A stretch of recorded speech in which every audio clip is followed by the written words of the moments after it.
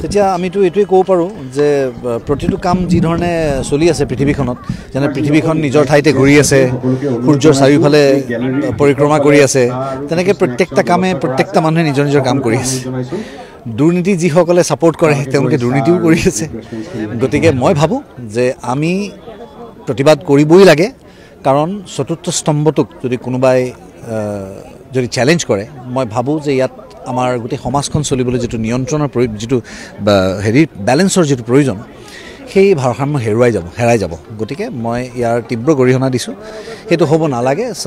চতুৰ্থ স্তম্ভ ইণ্ডিপেণ্ডেণ্ট হ'ব লাগে, জুডিচিয়াৰী যেনেকৈ ইণ্ডিপেণ্ডেণ্ট, ঠিক তেনেকৈ সকলোৱে যদি নিজৰ নিজৰ কাম কৰে আৰু লগতে ৰাইজেও যদি নিজৰ কাম কৰে, তেওঁলোকেও যদি নিজৰ কৰিবলগীয়াখিনি কৰে, আজি প্ৰতিবাদ যদি নিজৰ সাব্যস্ত কৰে, কেৱল মনে মনে নাথাকে, মই ভাবোঁ যে আটাইবোৰ বস্তু এটা এক চাৰ্কেল ঘূৰি আহি পেলাই অন্তত শেষ হৈ যাবগৈ। গতিকে আমি ভালৰ লগত থাকিব লাগিব, আৰু যি শুদ্ধ তাৰ লগত যদি নাথাকোঁ তেতিয়াহ'লে আমাৰ সমাজখন নষ্ট হ'ব। মোৰ পিছৰ প্ৰজন্মৰ কাৰণে আমি এখন সুন্দৰ ঠাই এৰি থৈ যাব নোৱাৰিম। গতিকে সকলো সজাগ হওক, সচেতন হওক, আৰু চতুৰ্থ স্তম্ভলৈ মোৰ আন্তৰিক শুভেচ্ছা যে আজি এনেকুৱা এটা পৰ্যায় হৈছে যে তেওঁলোকে শুদ্ধ কথা লিখাৰ বাবে তেওঁলোকক হাৰাশাস্তি কৰা হৈছে। মই ভাবোঁ সেইটো এক ধৰণৰ এচিভমেণ্টেই।